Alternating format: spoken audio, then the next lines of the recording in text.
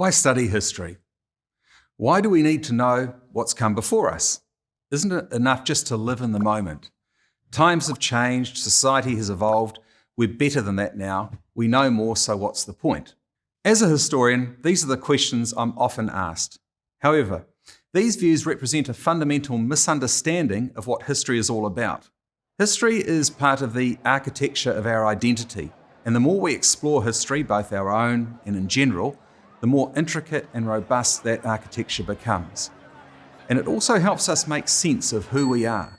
History serves as a vast textbook, which we can refer to in order to get advice and insights on what has and hasn't worked in the past. If we don't learn from history, we can end up repeating the same sorts of mistakes that have been made previously. Some people might think that the past is dead and therefore no longer of much relevance. Well, the past is not dead unless we consciously go out to kill it or forget it through ignorance. Then there are those who attempt to deny history, such as the individuals who topple statues, or as happened in the New Zealand Parliament, those who relocated a portrait of Winston Churchill because they alleged that Churchill had so-called racist instincts. The challenge for historians is to make sure we neither forget nor kill history. There is simply too much at stake to allow history to be erased or lost sight of. There are all sorts of dangers when we begin to amputate the past.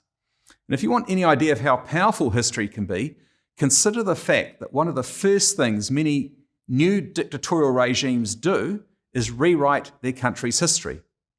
This is because they're aware of the potency of the past and its ability to affect how people see the present and the future. The Soviet Union, North Korea, and Chairman Mao's China are good examples of this. The communist dictator Josip Tito, for example, denied the existence of entire ethnic groups and cultural groups in the former Yugoslavia and was responsible for imprisoning, torturing, and murdering thousands of people who challenged this view of the country's past.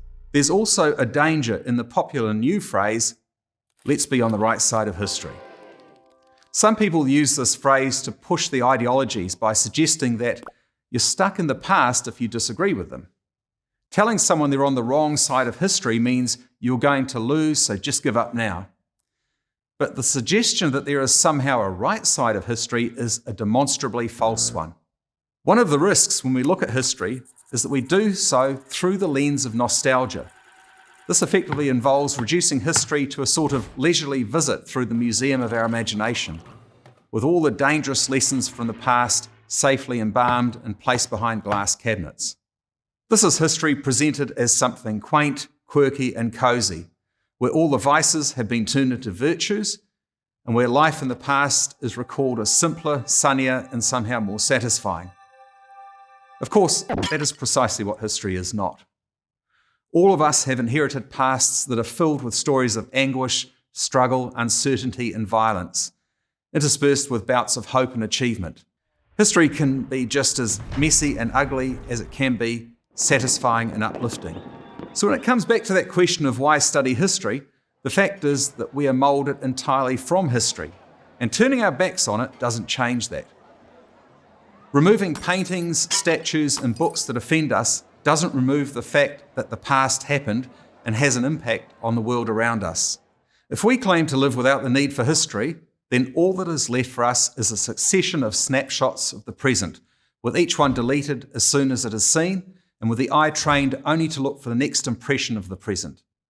It's one of the things that social media encourages.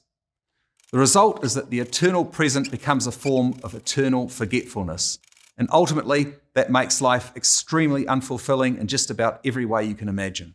I'm Paul Moon for The Common Room. To see more videos like these, subscribe at commonroomnz.com.